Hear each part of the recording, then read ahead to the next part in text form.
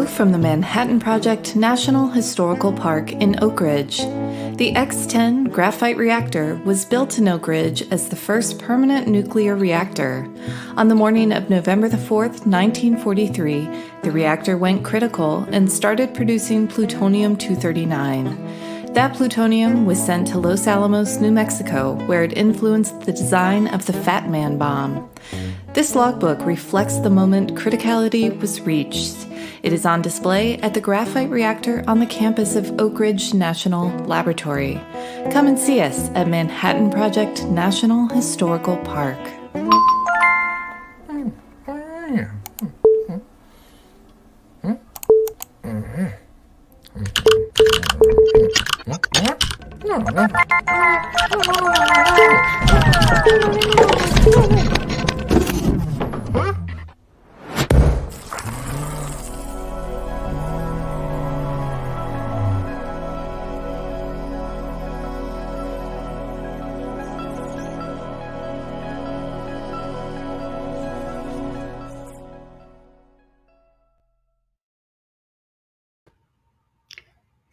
Welcome, everyone, to the last day of the Southern Festival of Books 2020.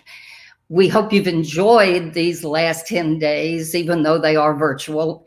And we want to welcome you to this session on behalf of Humanities Tennessee. And we want to thank our sponsors, Metro Nashville Arts Commission, Ingram Content Group, Tennessee Arts Commission, Vanderbilt University, and Parnassus Books. I'm Linda Peek Schacht, and it's my honor to host a conversation today between two nonfiction authors who have created what reads as works of fiction.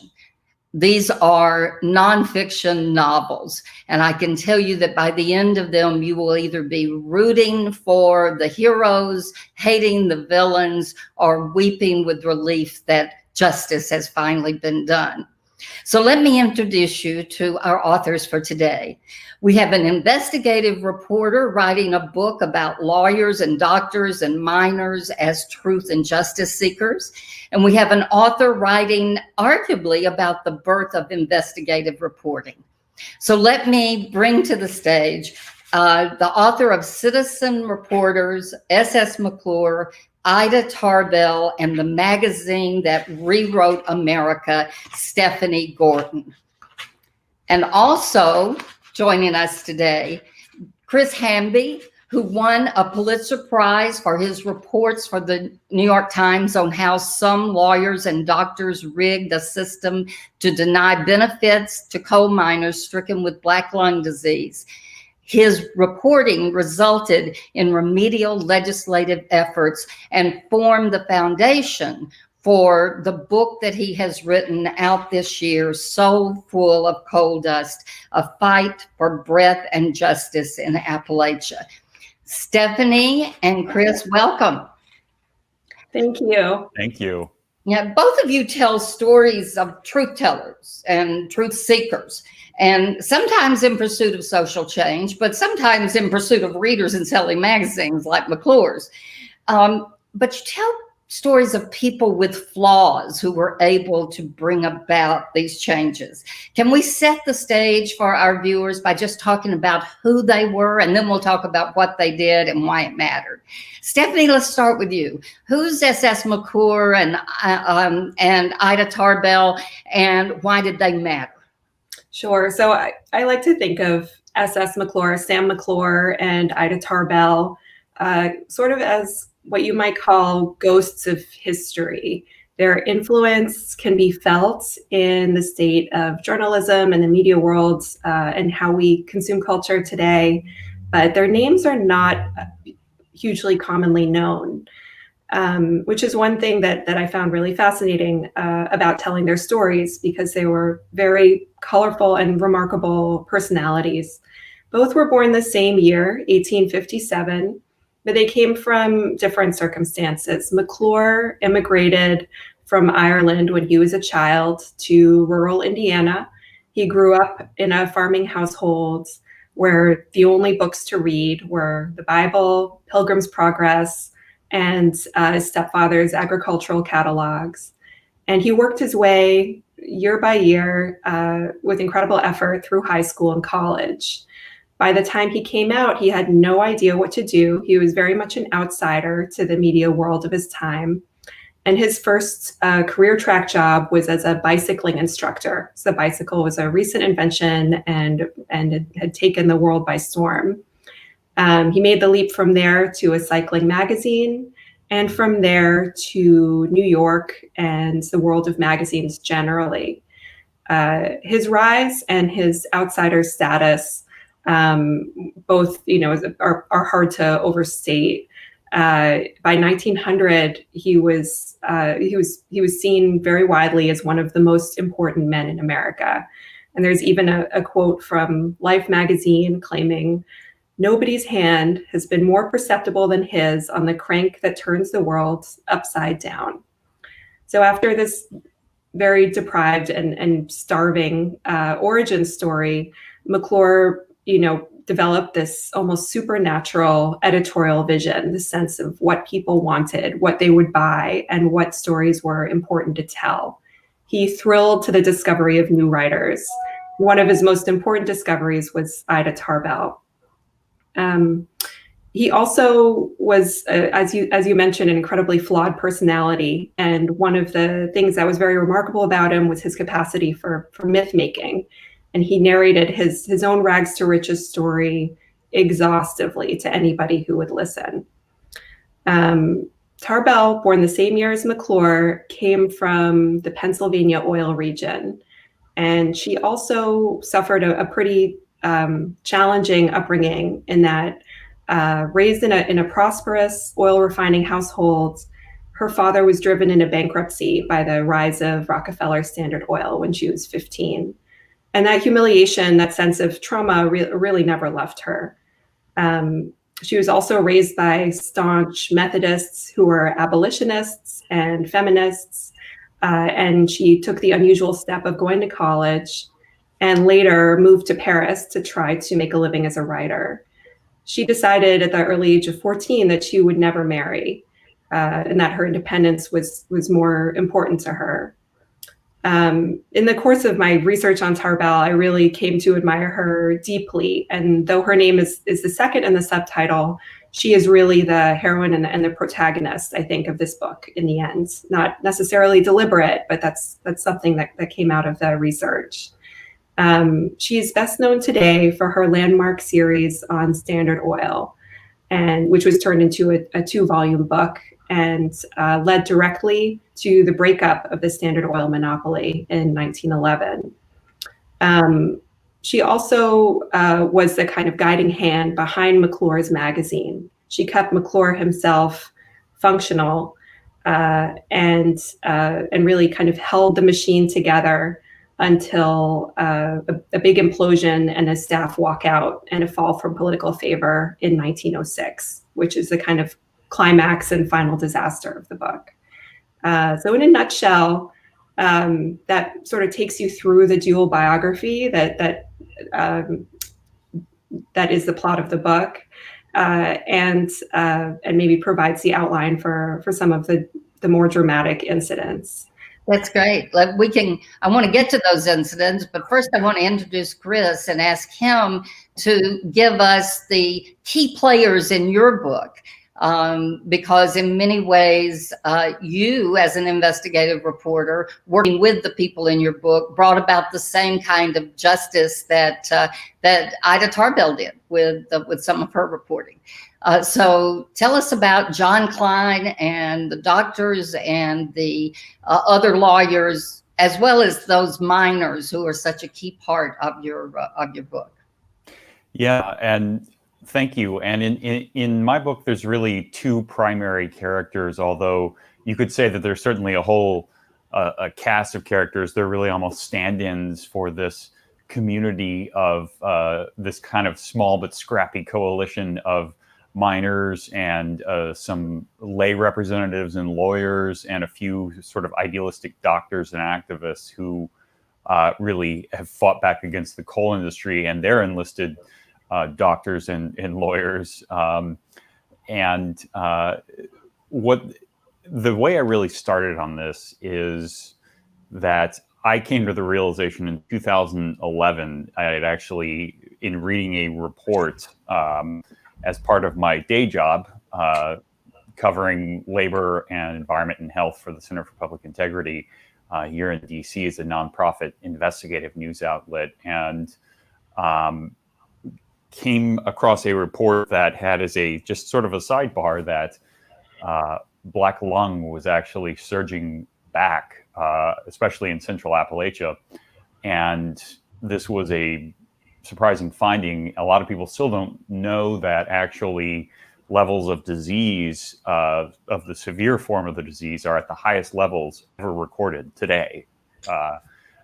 That is worse than in the 1970s, which was just after the initial law was enacted that was supposed to virtually eradicate this disease. So that basically led me back to there was a movement of miners when they rose up basically for themselves. They took on the legal and medical and political establishment, and even their own union at the time. And in 1968 and 1969, one of the strongest pieces of occupational health and safety legislation ever passed. And in that legislation, the 1969 Federal Coal Mine Health and Safety Act, we, the American people, acting through Congress, basically made two promises to the coal miners of this nation, which were that we would force companies to control the dust, which would virtually eradicate this disease because it's entirely preventable.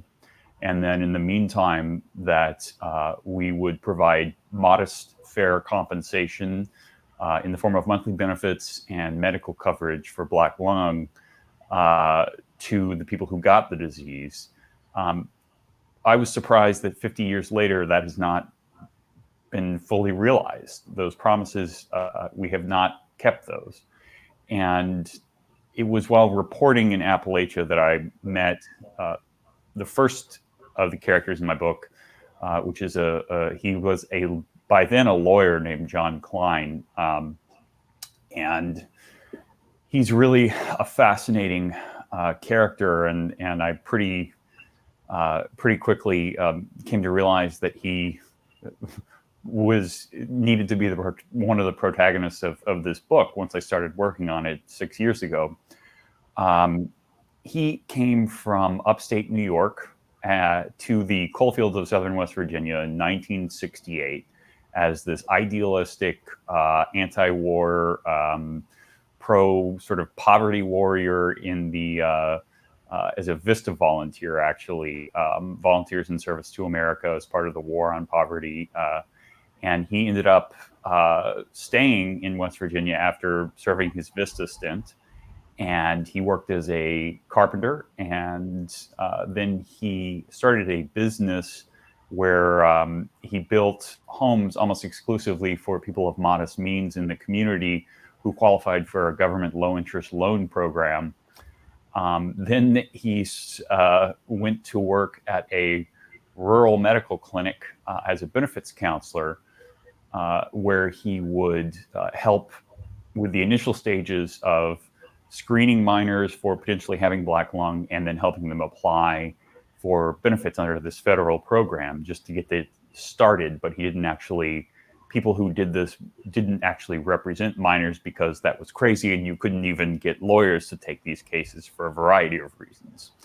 But it was there that John became really fascinated with the system, but I think more so enraged at the injustices that he saw and was trying to understand why a lot of the people he was treating, that the clinic was treating and that he was helping file for benefits, who obviously had black lung and were very ill, were nonetheless not able to win benefits in this system. And so he began representing them, and he started to uncover what he felt like was a systematic scheme of withholding critical medical evidence from miners, causing them to lose their claims improperly, that he felt like was orchestrated by the largest law firm that represents a lot of large coal companies. And he really started a 15 to 20 year fight to try and unravel this and put an end to this. And it was partway through that where he met the other primary character in my book, who was a coal miner named Gary Fox. And Gary was born in an old coal camp in southern West Virginia, across from a coal tipple, which is one of the facilities where they sort the coal, load it onto the trains. And so, the coal dust would blow over and coat their homes. His father was a coal miner who died when he was just a boy, likely of black lung, although they just misdiagnosed it as tuberculosis a lot of times in those days. And his mother cleaned homes for people in the area and raised Gary and his three other brothers by herself. And Gary ended up serving in Vietnam, and he came back and worked driving a truck, and then got married, had a young daughter, and because he wanted to provide for them, like so many people in the area, he went into the mines. And it was there where he worked for more than 30 years until he became quite ill and applied for benefits under this federal program and was wrongfully denied. And it wasn't until years later, after he had been forced really to go back to work because his wife had a chronic condition and needed health insurance, and he had become much sicker, that he met John Klein, and the two of them pursued this legal fight that really is the crux of my book. Great, thanks. Thanks for describing the characters now, and I do see them as characters in a novel almost. So Stephanie, tell us about the genius that was McClure. Maybe in some cases almost a mad genius, certainly bipolar from everything that you described, and how he attracted around him not only Ida Tarbell, but other reporters who went on to kind of define what Teddy Roosevelt eventually called muckraking too, right? What was McClure's? How did he build that? So McClure launched his magazine with a skeleton staff, and it was really the norm in the world of magazines at that time that every article would come from a freelancer, a writer who worked for the same set of 4 or 5 general interest magazines. They were Harper's, Scribner's, The Century, and The Atlantic. McClure's made a splash amongst all of these by dropping their price to be 10 cents rather than 20 or 25 cents. And alongside discovering Ida Tarbell, she wrote an article about the street sweepers of Paris that landed in the slush pile of McClure's, which was also operating as a literary syndicate. So the story goes that McClure read the story and asked his business partner, who is this girl? She can really write. And he said, I don't know, but from her handwriting, she's a middle-aged New England schoolmarm. And at that time, Tarbell was in her mid-30s, living in Paris and having a really hard time making a living as a writer. When McClure offered her a salaried job, she did not want to leave Paris, but she financially had no choice. So she came back to New York and started working for him. Other reporters that now are semi-legendary that ended up at McClure's were Lincoln Steffens, who wrote a series called The Corruption in the Cities, and Ray Stannard Baker, who when I kept thinking of as I read Chris's book, because he also wrote about coal miners. So in his case, it was anthracite coal miners in Pennsylvania who declined to participate in strikes.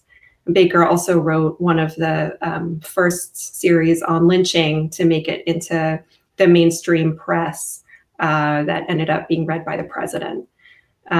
This gathering of reporters and the matching of the writer with the subject matter, which was really what McClure's genius was, ended up really fueling the magazine's rise and incredible popularity. I think there was really this time when entertainment and current events converged right around the time of the Spanish-American War, around 1899, 1900. At the same time, print was the only mass medium. So publishers really had this this powerful platform to gain a readership and to make a difference in the minds of people who were maybe picking up a magazine to pass the time, but would come away with it changed. There were many parallels between then and now that I ended up finding in the course of the research. And most strongly, what comes through is the increasing acrimony between the press and a president who really wanted to sway the narrative about himself and wasn't able to control it as completely as he wanted to. Theodore Roosevelt was an incredibly savvy PR operator and very prolific as a writer himself. But the more investigations turned up these stories of corruption and dysfunction and injustice across America, the more people turned to him to change things, to reform the country. And the more he began to be irked and then infuriated by what the press was doing and the sway that writers held with readers.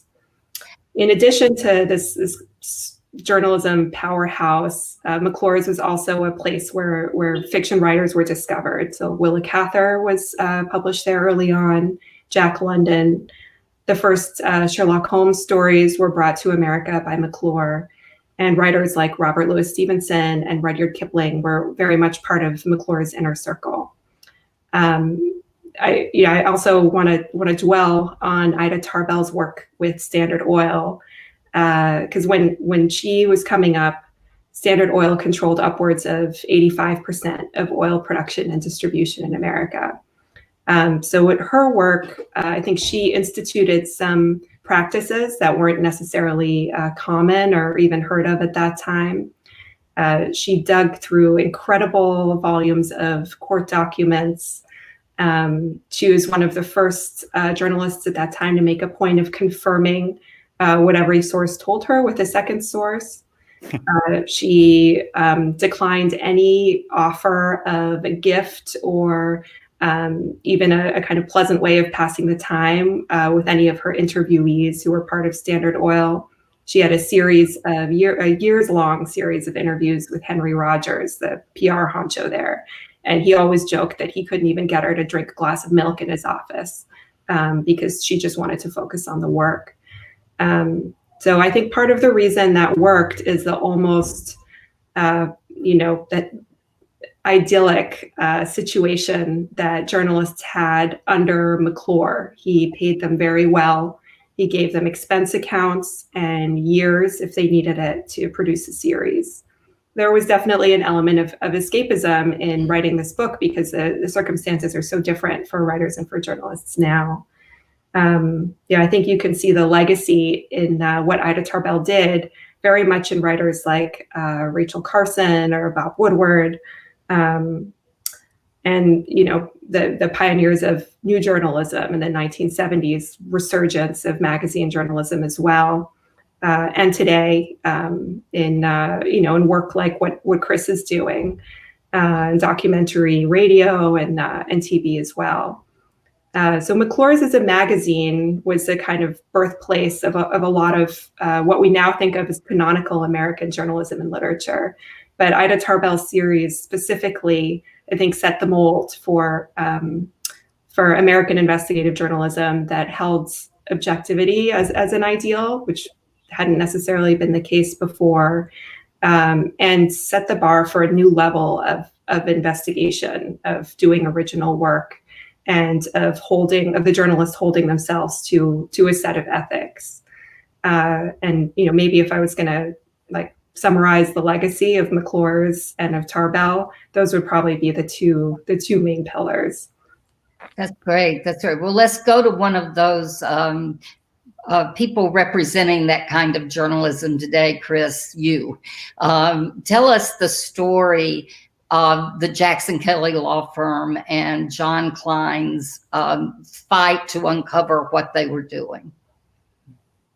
Yeah, well, I'm honored that you would put me in the same category as some of those legendary muckrakers, but thank you. And I do see sort of a through line somewhat to what we're doing these days. But you know, so John, as I mentioned, he was as a lay representative, and this was in the early 90s, and he was starting to see what he felt like was this pattern of withholding evidence. And he he tried to pursue it case by case, but he was unable to really move the needle too much on that.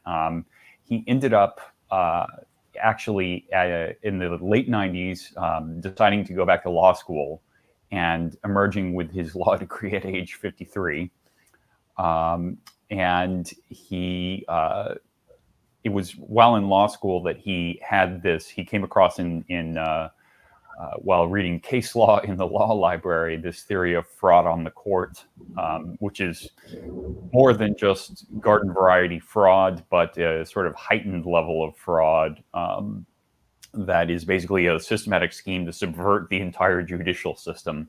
And he felt like this applied to the conduct of this law firm, Jackson Kelly. And this law firm is really one that was so intertwined in the history of West Virginia and a lot of Appalachia to a degree that I didn't really realize, even when I was working on the original series, until I came back to do the book and look more into the history. But it was really, the law firm traced its roots back to the land lawyers who largely wrote the laws that allowed out-of-state companies to basically and wealthy individuals to control huge swaths of the coal fields, basically, and sort of led to a lot of this legacy of exploitation for resources that has dominated the history of West Virginia and a lot of that region. And they have really been there. This law firm's lawyers have been there at every stage, writing the Constitution for the state, shaping its contours in legislatures and courtrooms. And when there were the mine wars in the early 20th century, this law firm was there standing with the coal operators opposite the legendary labor activists who were trying to unionize the area at the time. And when there was this fight that I mentioned to just recognize that black lung exists and is disabling and was worthy of compensation, the law firm was also on the other side of that fight, trying to lobby to prevent legislation to basically recognize the disease and provide fair compensation.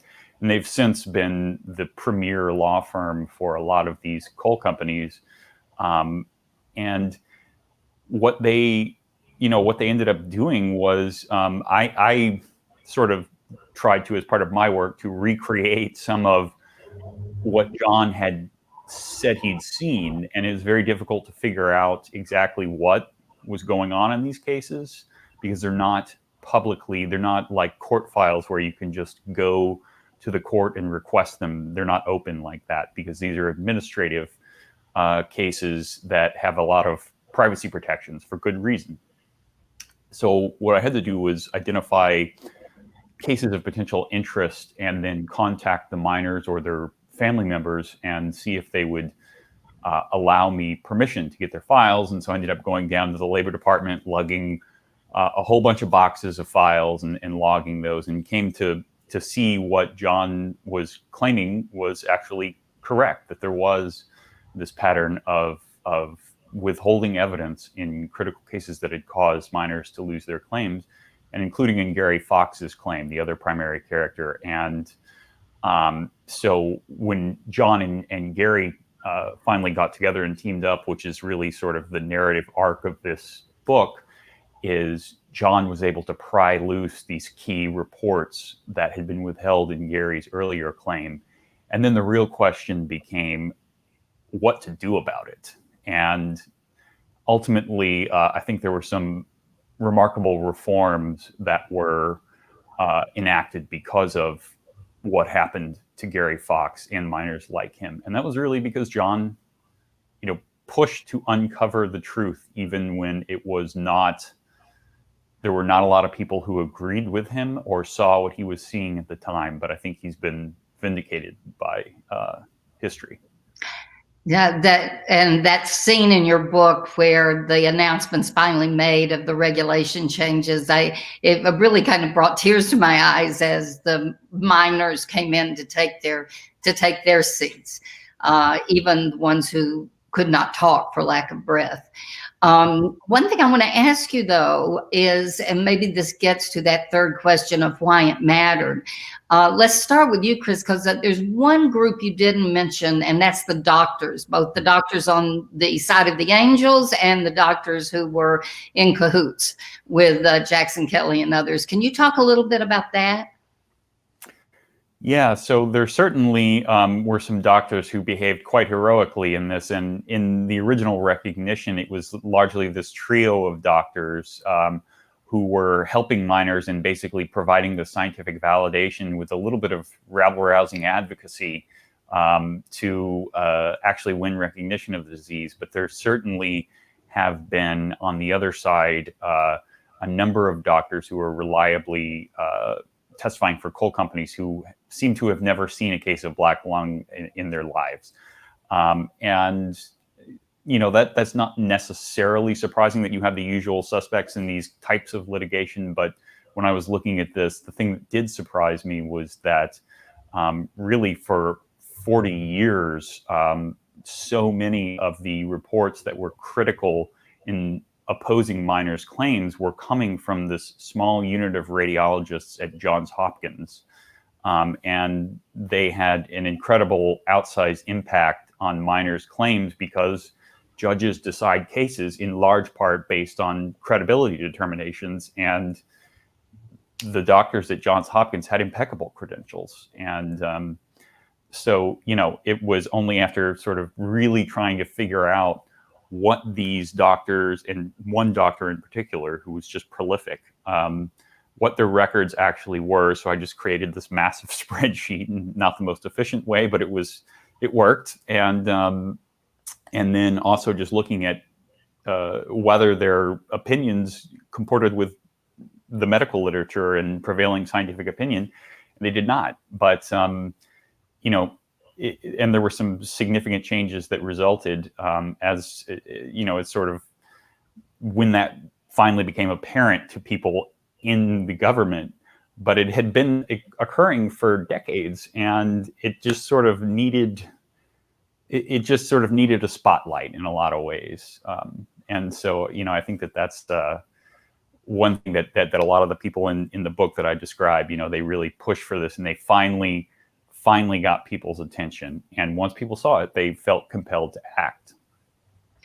Well, let me ask Stephanie. So you mentioned a little bit about how we see the evidence of the foundation that Ida Tarbell and McClure gave us in McClure's magazine. But what do you think lessons are from what happened to McClure's, how it started, how it imploded?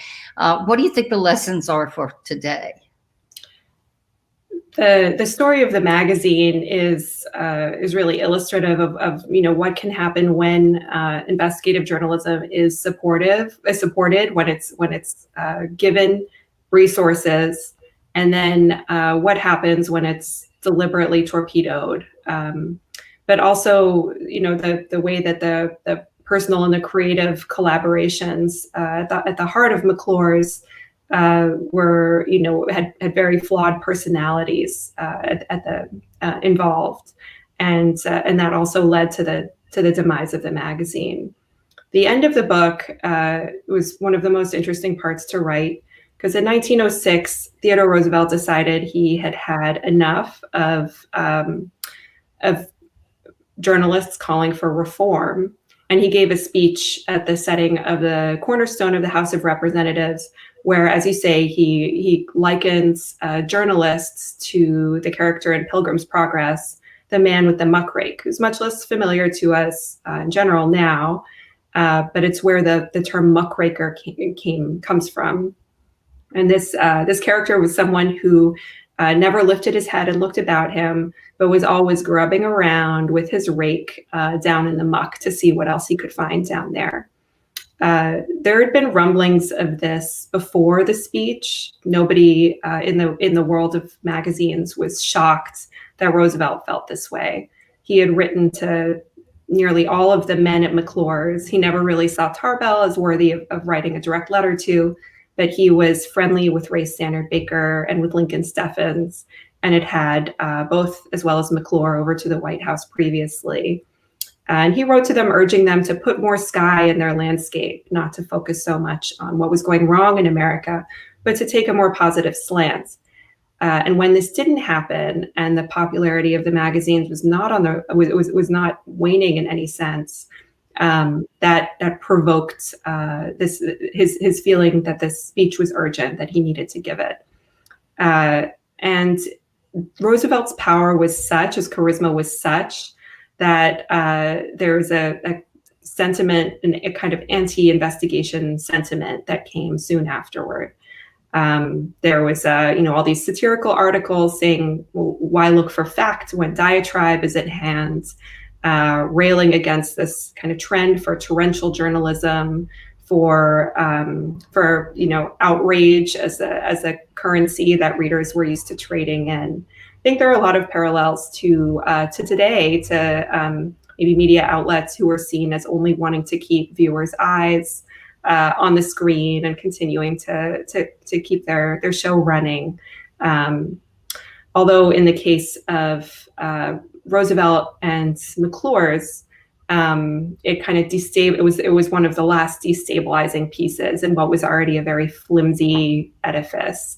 So McClure at the same time was going through a mental health disaster, and he came back from a rest cure with this grandiose plan that he was going to extend the magazine into a university, a bank, a model town, which was ironic because Pullman's model town had been, was one of the topics of Ray Stannard Baker's early articles. The Pullman strike and the privations in that town had been brought to light by one of his own journalists. And then after receiving this kind of crazed prospectus, Tarbell, Baker, Steffens, and a couple other staff members all walked out on the same day.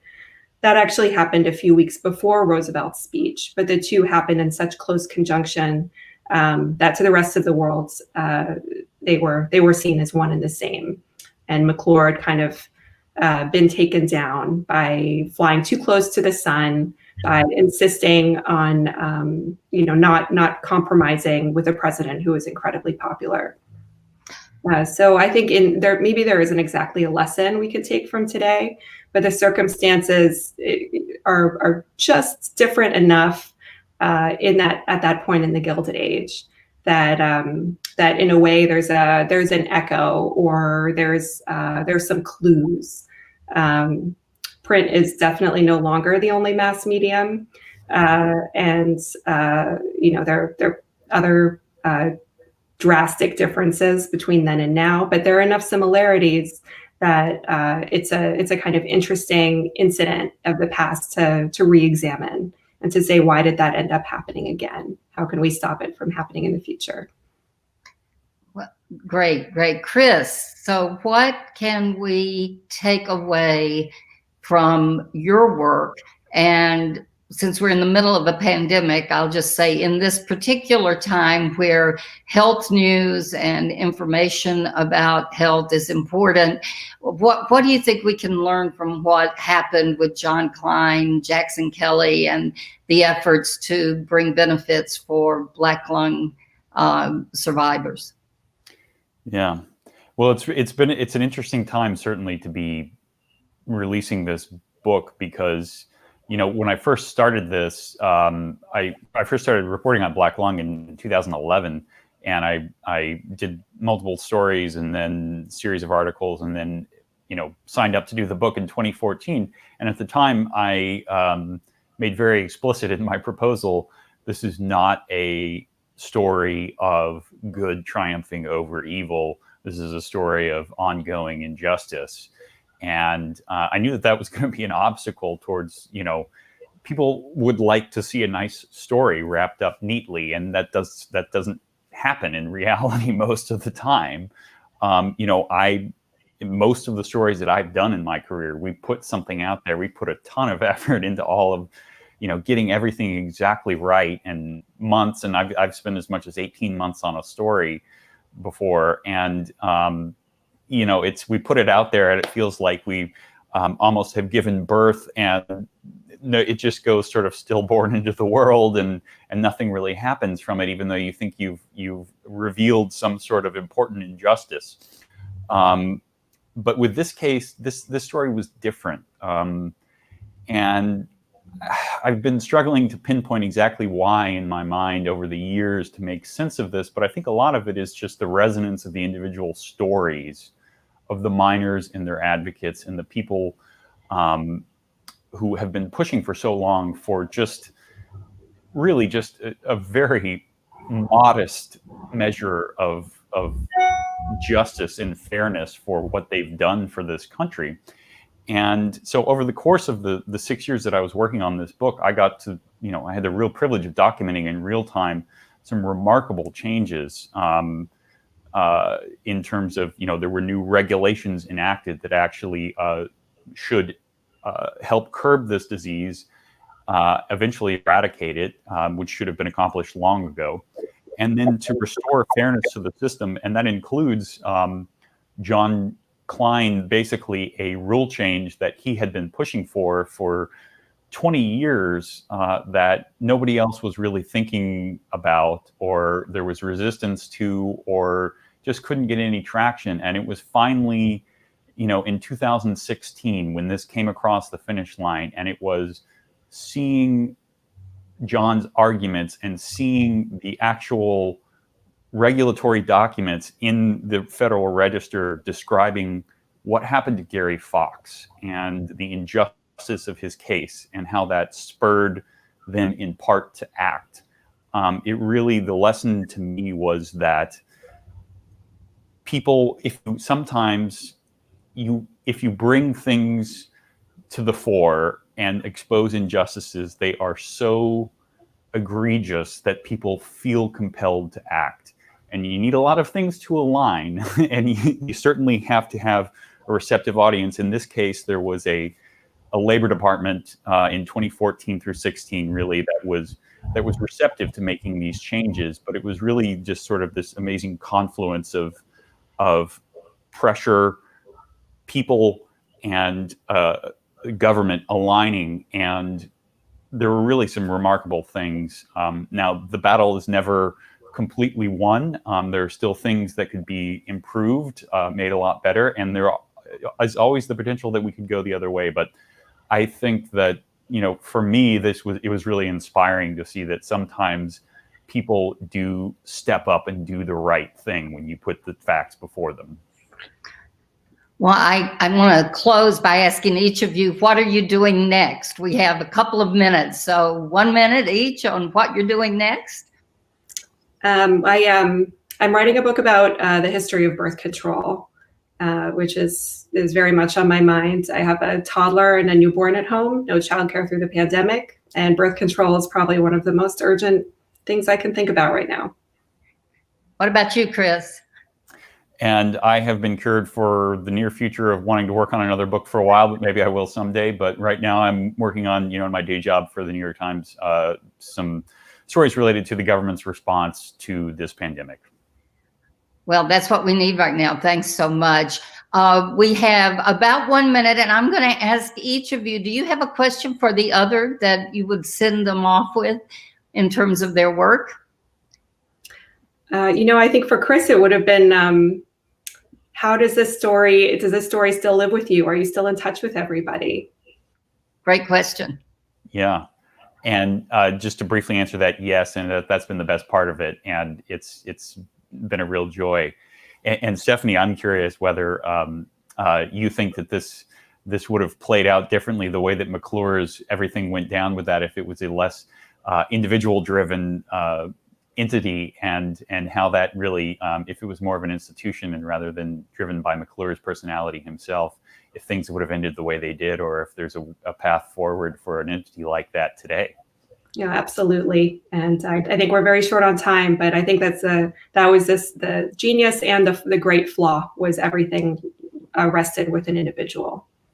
Well, thank you both for your books. I urge everyone to go out and get So Full of Coal Dust or McClure's Citizen Reporters, S.S. McClure, Ida Tarbell, and the magazine that remade America. Thank you, everybody, for joining.